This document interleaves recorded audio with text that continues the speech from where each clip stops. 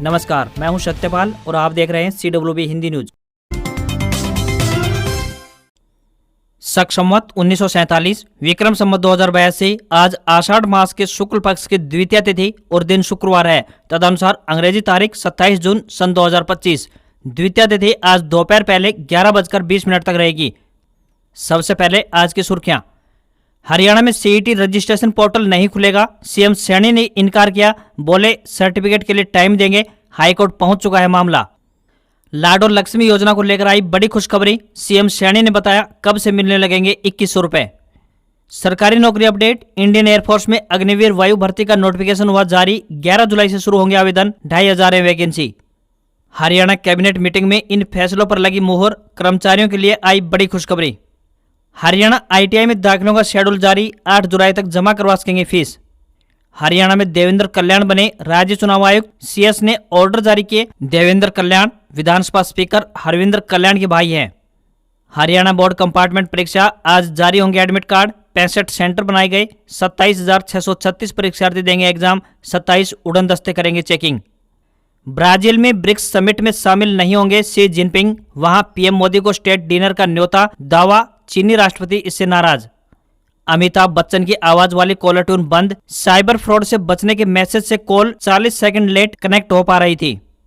और Ahmedabad plane crash, black box का data recover हुआ, मेमोरी मॉड्यूल को भी एक्सेस किया गया। इनसे हादसे के कारणों का पता चलेगा। और अब खबरें विस्तार से। हरियाणा में मानसून की एंट्री के बाद पूरे प्रदेश में बारिश का अलर्ट है। अभी तक 9 जिलों में बारिश हुई है, जिनमें चरखी दादरी, महेंद्रगढ़, पानीपत, जींद, हिसार, भिवानी, झज्जर, फतेहाबाद और सिरसा शामिल है। पानीपत, भिवानी और महेंद्रगढ़ के नारोल में तो हल्की बूंदाबांदी हुई है, लेकिन फतेहाबाद में हुई बारिश के बाद कई जगहों पर जल जमा हो गया है। प्रदेश में बुधवार को मानसून की एंट्री के बाद शुक्रवार तक पूरे प्रदेश में पहुंचने की संभावना है। मानसून टर्फ के उत्तरी सीमा बाड़मेर, जोधपुर, जयपुर, आगरा, रामपुर, बिजनौर और करनाल से होती हुई बंगाल की खाड़ी तक बनी हुई है। इसी कारण बंगाल की खाड़ी से मानसूनी हवाएं हरियाणा में प्रवेश कर पा रही हैं तथा उत्तरी पश्चिमी राजस्थान पर एक साइक्लोनिक सर्कुलेशन बनने से अरब सागर की तरफ से नमी वाली हवाएं आने के भी आसार बने हुए हैं। इसके कारण राज्य में 1 जुलाई तक मौसम आमतौर पर परिवर्तनशील बना हुआ है। मानसूनी हवाओं की सक्रियता बढ़ने की संभावना से प्रदेश में 28 जून से लेकर 1 जुलाई के दौरान ज्यादातर इलाकों में हवाओं और गरज चमक के साथ हल्की से मध्यम बारिश का अनुमान है। कुछ स्थानों पर तेज बारिश की भी संभावना जताई गई है। इस दौरान दिन के तापमान में गिरावट दर्ज की जा सकती है। आज यानी 27 जून को चरखी दादरी, झज्जर, महेंद्रगढ़, रेवाड़ी, पलवल, नूंह, सिरसा, फतेहाबाद, हिसार और भिवानी में 0 से 25% तक बारिश की संभावना जताई गई है। वहीं गुरुग्राम, फरीदाबाद, सोनीपत, पानीपत, रोहतक, जींद इन जिलों में 25 से 50% तक बारिश की संभावना है। वहीं कैथल, कुरुक्षेत्र और करनाल में 50 से 75% बारिश की संभावना है, जबकि पंचकुला, अंबाला और यमुनानगर में 75 से 100% तक बारिश की संभावना है। कल यानी 28 जून को सिरसा, फतेहाबाद, फरीदाबाद, पलवल, नूंह, गुरुग्राम, सोनीपत, पानीपत, जींद, कैथल, कुरुक्षेत्र और करनाल में 50 से 75% बारिश का अनुमान है। तो वहीं पंचकुला, अंबाला, यमुनानगर, हिसार, भिवानी, चरखी दादरी, महेंद्रगढ़, रेवाड़ी, झज्जर और रोहतक में 75 से 100% बारिश की संभावना है। हरियाणा पुलिस विभाग पंचकुला की तरफ से स्पेशल पुलिस ऑफिसर यानी SPO के पदों पर भर्ती होने जा रही है। आपको बता दें कि ये भर्तियां कॉन्ट्रैक्ट आधार पर की जाएंगी। जो भी उम्मीदवार इन पदों पर आवेदन भेजने के इच्छुक हैं, वे सीधे इंटरव्यू में हिस्सा ले सकते हैं। इन पदों के लिए भारतीय सेना के भूतपूर्व सैनिक, सेंट्रल आर्म्ड पुलिस फोर्स यानी CAPF से सेवानिवृत्त हुए कर्मचारी, हरियाणा औद्योगिक सुरक्षा बल से बर्खास्त सिपाही व वर्ष 2004 में चयनित हरियाणा सशस्त्र पुलिस के 819 सिपाही को निम्नलिखित निबंधनों तथा शर्तों पर लिया था, वो उम्मीदवार भाग ले सकते हैं। किसी भी वर्ग के उम्मीदवारों को कोई भी आवेदन शुल्क जमा नहीं करना होगा। न्यूनतम आयु 25 वर्ष और अधिकतम आयु 50 वर्ष तय की गई है। इंटरव्यू की तिथि 7 जुलाई है। इंटरव्यू के स्थान की बात करें तो पुलिस लाइन पंचकुला मोगीनंद रहेगा। सैलरी 20,000 रुपए पर मंथ मिलेगी। हरियाणा ग्रुप C भर्ती को लेकर 3 साल बाद हो रहे कॉमन एलिजिबिलिटी टेस्ट यानी CET एग्जाम में फिर से रजिस्ट्रेशन पोर्टल नहीं खुलेगा। मुख्यमंत्री नायब सिंह सैनी ने गुरुवार को यह स्पष्ट किया है। CM ने कहा कि हरियाणा कर्मचारी चयन आयोग यानी HSSC में CET के रजिस्ट्रेशन में यदि अभ्यर्थियों को रिजर्व कैटेगरी का सर्टिफिकेट जमा करने में कोई दिक्कत आई है तो वे उम्मीदवार एग्जाम के बाद भी इसे जमा कर सकेंगे। दरअसल एग्जाम के रजिस्ट्रेशन से वंचित रहे या रजिस्ट्रेशन के लिए कम समय मिलने के चलते रिजर्व कैटेगरी का फायदा न उठा पाने वाले अभ्यर्थी पंजाब एंड हरियाणा हाईकोर्ट पहुंचे हैं। पंजाब एंड हरियाणा हाईकोर्ट में सीईटी एग्जाम को लेकर पहुंचा केस अब लिस्टिंग हो चुका है। संभावना है कि 2 या 3 जुलाई को हाईकोर्ट में इस मामले में पहली सुनवाई हो सकती है। इस मामले को लेकर हरियाणा के 6 अभ्यर्थियों ने हाईकोर्ट में याचिका दायर कर आग्रह किया है कि हरियाणा ग्रुप सी के सीईटी रजिस्ट्रेशन के लिए दोबारा से पोर्टल चालू किया जाए। साथ ही जिन्होंने रजिस्ट्रेशन कर लिया है उन्हें ठीक करने के लिए भी समय दिया जाए। भारतीय किसान यूनियन चढ़ोनी के राष्ट्रीय अध्यक्ष गुरुनाम सिंह चढ़ोनी भिवानी पहुंचे। यहाँ अनाज मंडी स्थित जन सेवा सदन में किसानों के साथ एक बैठक की। इस दौरान गुरुनाम सिंह चढ़ोनी ने भाजपा सरकार पर निशाना साधा। उन्होंने कहा कि भारत सरकार अमेरिका के दबाव में नतमस्तक है। अमेरिका या फिर अन्य देशों से टैरिफ कम करने पर बात चल रही है। उन्होंने कहा है कि सरकार ये बात देश से छुपा रही है, देश के सामने नहीं रख रही है। उन्होंने कहा कि खाद्यान्न का 10 लाख करोड़ का कारोबार किया जाएगा, जिसमें सेब, मीट, दूध सहित कुल मिलाकर 7 खाद्यान्न शामिल है। उन्होंने कहा कि अगर 10 लाख करोड़ का माल बाहर से आता है तो हमारे देश का उत्पादन के रेटों पर प्रभाव पड़ेगा। अगर सरकार बाहर से निर्यात करती है तो किसानों को भारी मार झेलनी पड़ेगी। मजबूरन किसानों को खेती छोड़नी पड़ेगी, जिससे देश की खेती तबाह होगी। साथ ही चढ़ोनी ने कहा कि अगर किसान खेती छोड़ेंगे तो देश में बेरोजगारों की फौज खड़ी होगी। देश की सरकार देश का टैक्स सारा का सारा पैसा पूंजीपतियों पर लौटा रही है। आज 9 लोगों के पास 50 करोड़ लोगों के बराबर संपत्ति है, यानी देश को चंद लोगों को बेच डाला। बाकी लोग जिंदा कैसे रहेंगे, ये समस्या है। इससे छोटे व्यापारियों और दुकानदारों और फैक्ट्रियों पर भी सीधा प्रभाव पड़ेगा। उन्होंने कहा कि पहले जो लड़ाई सिर्फ किसान ने लड़ी थी, वो लड़ाई अब की बार किसान के साथ साथ हर वर्ग सरकार के खिलाफ लड़ेगा। हरियाणा के सीएम नायब सिंह सैनी की अध्यक्षता में चंडीगढ़ में कैबिनेट की मीटिंग बुलाई गई थी, जिसमें 30 से अधिक महत्वपूर्ण विषयों पर चर्चा हुई। इसमें भ्रष्टाचार के आरोपी एक एचसीएस अधिकारी की जबरन रिटायरमेंट का मामला प्रमुख रहा। इसके अलावा पिछली मीटिंग के लंबित एजेंडों, कर्मचारियों से जुड़े मुद्दे और विभागों में रेशनलाइजेशन पर भी निर्णय लिए गए। कैबिनेट मीटिंग के बाद मीडिया से बातचीत करते हुए मुख्यमंत्री नायब सिंह सैनी ने बताया कि अब सरकार कर्मचारियों के निधन के बाद उनके परिवार को 2 साल तक सरकारी आवास की सुविधा मिलेगी, जबकि पहले यह समय सीमा 1 साल की थी। कैबिनेट मीटिंग में एंटी करप्शन ब्यूरो का नाम बदलकर राज्य सतर्कता एवं भ्रष्टाचार निरोधक ब्यूरो रखने को मंजूरी दी गई है। एचसीएस अधिकारी अश्विनी कुमार को जबरन रिटायर करने के फैसले को मंजूरी दी गई है। उन पर भ्रष्टाचार के गंभीर आरोप लगे हैं और इस संबंध में विभागीय कार्रवाई चल रही है। जल्द ही इस संबंध में ऑर्डर जारी कर दिया जाएगा। सीएम नायब सिंह सैनी ने बताया कि मंत्रिमंडल की बैठक में 33 में से 32 एजेंडों को स्वीकृति प्रदान की गई है। नई भूमि खरीद नीति 2025 को मंजूरी दी गई है। भूमि मालिक अपनी पूरी जमीन को अधिकतम रेट पर बेच सकता है और एक हिस्से को भी बेच सकता है। सड़कों के लिए भूमि लेने के लिए NHAI के मॉडल को अपनाया जाएगा। भारत सरकार के विभाग और निकाय भी जमीन लेने के लिए नई नीति को अपना सकते हैं। इसके अलावा प्रस्तावित भूमि तक 5 क्रम का पहुंच मार्ग यानी कि अप्रोच रोड सुनिश्चित करने का भी प्रावधान किया गया। महिला कर्मचारियों के लिए अतिरिक्त आकस्मिक छुट्टी 20 दिन से बढ़ाकर 25 दिन का निर्णय लिया गया है। HKRN की महिला कर्मचारियों को भी 1 दिन की अतिरिक्त छुट्टी मिलेगी। वहीं कैबिनेट मीटिंग में रिटायर्ड कर्मियों को राहत पहुंचाने के उद्देश्य से एक बड़ा फैसला लिया गया है। कर्मचारियों की पेंशन के लिए केंद्र सरकार की तर्ज पर यूनिफाइड पेंशन स्कीम यानी यूपीएस लागू की गई है। यह पेंशन कर्मचारी की नौकरी के अंतिम 12 महीने की सैलरी के आधार पर तय होगी। इस योजना का लाभ साल 2006 के बाद नौकरी ज्वाइन करने वाले कर्मचारियों को मिलेगा। हरियाणा में लाखों महिलाओं को लाडो लक्ष्मी योजना के लागू होने का इंतजार है। इस योजना के तहत पात्र महिलाओं के खाते में 2100 रुपए प्रति महीना आने हैं। सूबे की नायब सैनी सरकार ने बजट में इसके लिए 5000 करोड़ रुपए के प्रावधान का ऐलान कर दिया है। इसके बावजूद अभी तक महिलाएं इन पैसों की बाट जो रही हैं। अब मुख्यमंत्री नायब सिंह सैनी ने खुद ही इसे लेकर एक अपडेट दिया है। धर्मनगरी कुरुक्षेत्र पहुंचे सीएम नायब सिंह सैनी के एक बयान से लाखों महिलाओं में खुशी का माहौल बना हुआ है। उन्होंने कहा है कि सरकार ने लाडो लक्ष्मी योजना को अमली जामा पहनाने की पूरी तैयारी कर ली है। इस योजना के तहत इसी साल महिलाओं के खातों में 2100 रुपए की राशि जमा करवाई जाएगी। हमने वित्त वर्ष 2025-26 के बजट में इस योजना के लिए 5000 करोड़ रुपए की धनराशि का प्रावधान भी कर लिया है। मुख्यमंत्री नायब सिंह सैनी ने कहा कि इसके लिए रजिस्ट्रेशन का काम चल रहा है और जल्द ही पैसा खाते में आना शुरू हो जाएगा। लाडो लक्ष्मी योजना का लाभ प्रदेश की गरीब व जरूरतमंद महिलाओं को ही मिलेगा। मतलब जो परिवार बीपीएल श्रेणी में आते हैं उन्हें ही इस योजना का लाभ दिया जाएगा। वर्तमान में जिन परिवारों की सालाना आय 1,80,000 रुपए से कम है उन्हें ही बीपीएल की श्रेणी में रखा गया है। हरियाणा कर्मचारी चयन आयोग यानी HSSC और हरियाणा सरकार सीईटी की तैयारी में जुट गई है। राज्य के सभी 22 जिलों के अतिरिक्त चंडीगढ़ में भी 156 परीक्षा केंद्र बनाए गए हैं। इन सेंटरों की जांच के बाद इनकी रिपोर्ट मुख्य सचिव को सौंपी गई है। इन केंद्रों में एक वक्त में 4,73,000 अभ्यर्थी परीक्षा दे पाएंगे। ऐसे में 2 दिन के 2 सत्रों में सीईटी का आयोजन हो सकता है। हालांकि मुख्य सचिव से मीटिंग के वक्त हरियाणा कर्मचारी चयन आयोग ने भी 2 से 3 दिन के सत्रों में परीक्षा कराने की बात कही थी। स्पेशल बात यह है कि अब की बार एक ही सेंटर की अलग अलग बिल्डिंग में भी परीक्षा कराई जा सकेगी। इससे सुरक्षा की नजर से सही माना जा रहा है, क्योंकि बाहरी सुरक्षा में ज्यादा मैन पावर नहीं लगानी पड़ेगी। सूत्रों का कहना है कि मुख्य सचिव जल्द ही मीटिंग करके परीक्षा की तारीख निर्धारित कर सकते हैं। इसके साथ ही परीक्षा से 7 दिन पहले केंद्रों पर सीसीटीवी लगाने का काम शुरू कर दिया जाएगा। सीईटी के लिए जो परीक्षा केंद्र बनाए गए हैं वे न सिर्फ जिला मुख्यालयों पर होंगे, बल्कि जिले के अन्य कस्बों में भी बनाए जाएंगे। ज्यादातर जिलों के कस्बों से भी सेंटरों की डिटेल तैयार की गई है।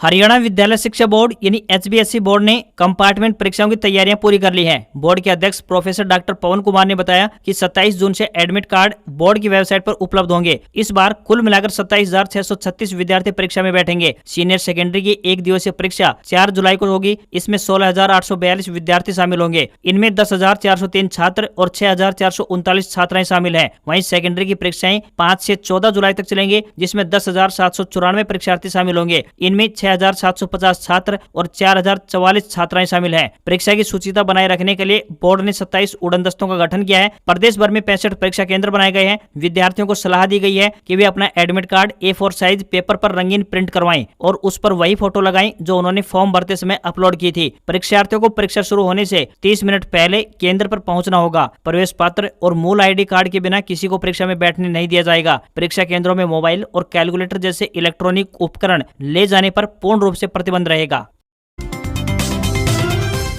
महेंद्रगढ़ में ITI में दाखिले की तारीख 20 जून से बढ़ाकर 27 जून कर दी गई है। इसके बाद 3 जुलाई को पहली मेरिट लिस्ट जारी की जाएगी। हरियाणा कौशल एवं औद्योगिक प्रशिक्षण विभाग ने ITI में खाली सीटों को देखते हुए आवेदन की तिथि बढ़ाई थी। भोजावास ITI के अधीक्षक राजेश सैनी व शेलंग ITI के जितेंद्र ने बताया कि राजकीय औद्योगिक प्रशिक्षण संस्थान भोजावास में 244 सीट पर 491, राजकीय औद्योगिक प्रशिक्षण संस्थान शेलंग 128 सीट पर 189 आवेदन प्राप्त हुए हैं। हरियाणा कौशल एवं औद्योगिक प्रशिक्षण विभाग ने ITI में 6 जून से दाखिला प्रक्रिया शुरू की थी। दाखिले की अंतिम तिथि 20 जून निर्धारित की गई है। इस दौरान विद्यार्थियों ने इलेक्ट्रीशियन, फिटर व वायरमैन ट्रेड में सबसे अधिक आवेदन किया। अन्य ट्रेड में निर्धारित सीट से कम आवेदन आए हैं। ऐसे में विभाग की ओर से दाखिले की अंतिम तिथि को 1 सप्ताह के लिए और बढ़ा दिया है। विभाग की ओर से जारी शेड्यूल के अनुसार ITI में 3 चरण में दाखिला प्रक्रिया चलेगी। आवेदन करने की अंतिम तिथि 27 जून है। इसके बाद पहली मेरिट सूची 3 जुलाई को और दस्तावेजों की जाँच 3 से 7 जुलाई तक की जाएगी। विद्यार्थी 3 से 8 जुलाई तक फीस जमा करा सकेंगे। खाली सीट 9 जुलाई को दर्शाई जाएंगी। वहीं विद्यार्थी 9 से 10 जुलाई तक दोबारा से पोर्टल ओपन होने पर अपने आवेदन में बदलाव कर सकेंगे। वहीं दूसरी मेरिट लिस्ट 11 जुलाई को लगाई जाएगी, तो तीसरी मेरिट सूची 22 जुलाई को जारी होगी।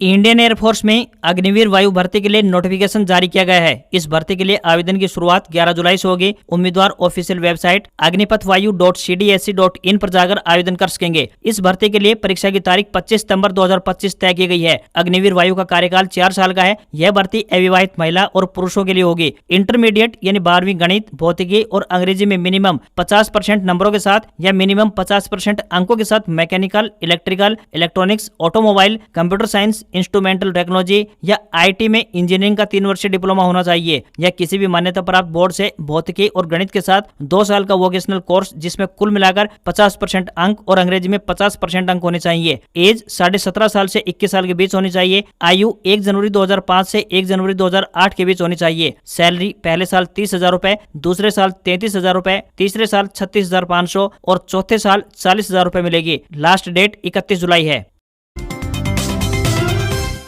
गुजरात के अहमदाबाद में पिछले 12 घंटे से तेज बारिश हो रही है। इससे अहमदाबाद शहर में बाढ़ जैसे हालात बन गए हैं। सूरत में भी लगातार तीसरे दिन गुरुवार को बाढ़ के हालात बने रहे। इससे पहले हिमाचल प्रदेश में कुल्लू जिले में पिछले 24 घंटों में जीवानाला, सिलागढ़ घाटी, स्ट्रो गैलरी, मनाली, कांगड़ा और धर्मशाला के खनियारा में बादल फटा। इसके चलते अचानक आई बाढ़ में 9 से अधिक लोग बह गए थे। वहीं कुल्लू में 2000 टूरिस्ट फंस गए हैं। डैम से पानी छोड़ने का अलर्ट जारी किया गया है। इधर राजस्थान में मानसून की बारिश जारी है। बांसवाड़ा में एक दिन में सबसे अधिक यानी 8 इंच पानी बरसा। जम्मू कश्मीर के रियासी जिले में त्रिकुटा पहाड़ियों पर स्थित माता वैष्णो देवी मंदिर तक जाने वाला नया मार्ग बारिश के कारण हुए लैंडस्लाइड के बाद बंद हो गया। तीर्थ यात्रा पुराने मार्ग से सुचारू रूप से आगे बढ़ रही है, जबकि बैटरी कार और हेलीकॉप्टर सेवा दोनों सस्पेंड है। वहीं ओडिशा में संबलपुर शहर के कई हिस्सों में भारी बारिश हो रही है। इससे यहाँ का सामान्य जनजीवन अस्त व्यस्त हो गया है। सड़कों पर पानी भरने से आवाजाही पर असर पड़ा है। भारतीय मौसम विभाग ने 30 जून तक कई राज्यों में भारी बारिश की चेतावनी जारी की है। वहीं ओडिशा के कई इलाकों में तेज बारिश की संभावना है। मयूरभंज, किशनगंज, बालासोर, भद्रक, केंद्रपाड़ा, जाजपुर और कटक में ऑरेंज अलर्ट जारी किया गया है। समुद्र में 4.5 मीटर तक ऊंची लहरें उठ सकती हैं। लोगों को समुद्र से दूर रहने को कहा गया है। केरल में मानसूनी बारिश तेज हो गई है। एर्नाकुलम, इडुक्की और त्रिशूर जिलों के कुछ निचले इलाकों में बाढ़ की स्थिति बन गई है। आईएमडी ने इन 3 जिलों में रेड अलर्ट जारी किया है। तेज बारिश और तेज हवाओं के चलते तिरुवनंतपुरम में कई जगह बड़े बड़े होर्डिंग्स गिर गए, पेड़ उखड़ गए। आईएमडी ने इडुक्की, मल्लापुरम और वायनाड जिलों के लिए रेड अलर्ट और राज्य के अन्य 7 जिलों के लिए ऑरेंज अलर्ट जारी किया है। केदारनाथ रूट पर भारी बारिश से भूस्खलन हुआ है। सोनप्रयाग मुनकटिया मार्ग बंद हो गए हैं। यहाँ कई यात्री फंसे हैं। पश्चिम बंगाल में 1 जुलाई तक राज्य में भारी बारिश का अलर्ट है। पश्चिम बंगाल उड़ीसा तट पर बनने वाले कम दबाव के क्षेत्र के असर के चलते ऐसा होगा। आम लोगों और मछुआरों को समुद्र से दूर रहने की चेतावनी दी गई है। हवा भी 50 किलोमीटर प्रति घंटे से ज्यादा की रफ्तार से चल सकती है। चीन की किंगदाओ में गुरुवार को शंघाई सहयोग संगठन यानी एससीओ के रक्षा मंत्रियों की बैठक हुई। इसमें भारत के रक्षा मंत्री राजनाथ सिंह और पाकिस्तान के रक्षा मंत्री ख्वाजा आसिफ दोनों शामिल हुए थे। हालांकि राजनाथ सिंह ने पाकिस्तानी रक्षा मंत्री से मुलाकात नहीं की। उन्होंने एससीओ के ज्वाइंट स्टेटमेंट पर साइन करने से भी इनकार कर दिया, क्योंकि उसमें जम्मू कश्मीर के पहलगाम में हुए आतंकी हमले को शामिल नहीं किया गया था, जबकि पाकिस्तान के बलूचिस्तान में हुई आतंकी घटना का जिक्र था। भारत ने इससे नाराजगी जाहिर की। राजनाथ सिंह ने बैठक में कहा, कुछ देश सीमा पार आतंकवाद को अपनी नीति मानते हैं, वे आतंकवादियों को पनाह देते हैं, फिर इसे इनकार करते हैं। ऐसे डबल स्टैंडर्ड के लिए कोई जगह नहीं होनी चाहिए। उन्हें समझना होगा कि अब आतंकवाद के एपी सेंटर सेफ नहीं है। एससीओ को ऐसे देशों की आलोचना करने में संकोच नहीं करना चाहिए। विदेश मंत्रालय के मुताबिक भारत चाहता था कि इस बयान में आतंकवाद और उससे जुड़ी चिंताओं को साफ तौर पर शामिल किया जाए, लेकिन एक खास देश को यह बात मंजूर नहीं थी। भारत के रक्षा मंत्री ने अपने भाषण में सभी 11 देशों से आतंकवाद के हर रूप और तरीके के खिलाफ एकजुट होकर लड़ने की अपील की। रक्षा मंत्री ने यह भी कहा कि जो लोग आतंकवाद फैलाते हैं, चाहे वे सीमा पार से हमला कराएं, पैसा दें, समर्थन करें या उसका आयोजन करें, उन्हें सजा मिलनी चाहिए और कानून के सामने लाया जाना चाहिए। आपको बता दें कि एससीओ आखिरकार है क्या, तो बता दें कि शंघाई सहयोग संगठन यानी एससीओ एक क्षेत्रीय अंतर्राष्ट्रीय संगठन है, जिसकी स्थापना साल 2001 में चीन, रूस, कजाकिस्तान, किर्गिस्तान, तजाकिस्तान और उज्बेकिस्तान ने मिलकर की थी। बाद में भारत और पाकिस्तान साल 2017 में इसके सदस्य बने और 2023 में ईरान भी इसका सदस्य बन गया। एससीओ का उद्देश्य की बात करें तो सदस्य देशों के बीच सुरक्षा, आर्थिक और राजनीतिक सहयोग को बढ़ाना है। संगठन आतंकवाद, उग्रवाद, ड्रग तस्करी और साइबर अपराध जैसे मुद्दों पर साझा रणनीति बनाता है। चीन के राष्ट्रपति शी जिनपिंग अगले हफ्ते ब्राजील के रियो डी जेनेरियो में होने वाली ब्रिक्स समिट में भाग नहीं लेंगे। साउथ चाइना मॉर्निंग पोस्ट ने अपनी रिपोर्ट में सूत्रों के हवाले से बताया है कि जिनपिंग समिट के बाद स्टेट डिनर में भारत के प्रधानमंत्री श्री नरेंद्र मोदी को बुलाए जाने से नाराज हैं। ब्राजील में 6 से 7 जुलाई को 17वां ब्रिक्स समिट होने वाला है। समिट के बाद स्टेट डिनर के लिए ब्राजीलियन राष्ट्रपति लुइज इनासियो लुला डिसिल्वा ने पीएम नरेंद्र मोदी को बुलाया है। साउथ चाइना मॉर्निंग पोस्ट के मुताबिक जिनपिंग को लग रहा है कि मोदी के सामने उन्हें कम तवज्जो मिलेगी। हालांकि चीन ने ब्रिक्स समिट के मेजबान ब्राजील को राष्ट्रपति जिनपिंग के बिजी शेड्यूल का हवाला देते हुए उनके न आने की जानकारी दी है। बैठक से करीब 10 दिन पहले चीनी राष्ट्रपति के इस फैसले से ब्राजील के नाराज होने की भी खबरें सामने आ रही हैं। शी जिनपिंग के बतौर राष्ट्रपति 12 सालों के कार्यकाल में ऐसा पहली बार होगा जब वे ब्रिक्स समिट में नहीं जाएंगे। वे 2013 से हर साल समिट में शामिल हुए हैं। कोविड महामारी के दौरान उन्होंने 2 साल ब्रिक्स में वर्चुअली भाग लिया था। ब्रिक्स समिट में चीनी राष्ट्रपति जिनपिंग की जगह अब प्रधानमंत्री ली कीयांग देश का प्रतिनिधित्व करेंगे। उन्होंने 2023 में भी जिनपिंग की जगह भारत में G20 समिट में हिस्सा लिया था। स्मार्टफोन कंपनी Xiaomi की सब ब्रांड पोको ने भारतीय बाजार में एफ सीरीज से नया स्मार्टफोन पोको F7 लॉन्च कर दिया है। कंपनी ने स्मार्टफोन में 7550 mAh की पावरफुल बैटरी दिया है। पोको का दावा है कि यह भारत में सबसे बड़ी बैटरी वाला फोन है। इसके अलावा स्मार्टफोन में 50 मेगापिक्सल का सोनी कैमरा और Qualcomm Snapdragon 8S Gen 4 processor दिया गया है। पोको F7 5G स्मार्टफोन में 120 हर्ट्ज रिफ्रेश रेट वाला 6.83 इंच एमोलेड डिस्प्ले दी गई है। भारतीय मार्केट में लॉन्च होने वाले पोको F7 में कंपनी सिलिकॉन कार्बन से बनी हुई 7550 mAh की पावरफुल बैटरी दे रही है। इसे चार्ज करने के लिए 90 वाट फास्ट चार्जिंग और 22.5 वाट रिवर्स चार्जिंग का सपोर्ट दिया गया है। कंपनी ने फिलहाल स्मार्टफोन को लॉन्च कर दिया है, लेकिन इसकी सेल शुरू नहीं की गई है। बायर्स इस स्मार्टफोन को 1 जुलाई दोपहर 12 बजे से ई कॉमर्स प्लेटफॉर्म फ्लिपकार्ट से खरीद पाएंगे। 12GB प्लस 256GB रेट की बात करें तो 31,999 रुपए है। वहीं 12GB plus 512GB variant phone की बात करें तो 33,999 रुपए कीमत रखी गई है। हफ्ते के चौथे कारोबारी दिन भारतीय शेयर बाजार में सेंसेक्स 1000 अंक चढ़कर 83,755 के स्तर पर बंद हुआ। निफ्टी में भी 304 अंक की तेजी रही और 25,549 के स्तर पर बंद हुआ। सेंसेक्स के 30 में से 22 शेयरों में तेजी और 8 में गिरावट देखने को मिली। मेटल, फाइनेंशियल और एनर्जी शेयर में बढ़त देखने को मिली। वहीं ऑटो और IT शेयर्स पर दबाव देखने को मिला। 24 कैरेट सोने का दाम 97,159 प्रति 10 ग्राम के स्तर पर बंद हुआ। तो वहीं चांदी की कीमत 1,950 रुपए बढ़कर 1,07,150 प्रति किलोग्राम पहुंच गई। दिल्ली में 24 कैरेट सोने की कीमत 99,100 और 22 कैरेट सोने की कीमत 90,850 रुपए प्रति 10 ग्राम के स्तर पर पहुंच गई है। आज खबरों में बस इतना ही। देखते रहिए आपका अपना हरियाणा का सबसे बेहतरीन news channel CWB Hindi news. नमस्कार। इसी आशा के साथ आपका दिन शुभ रहे।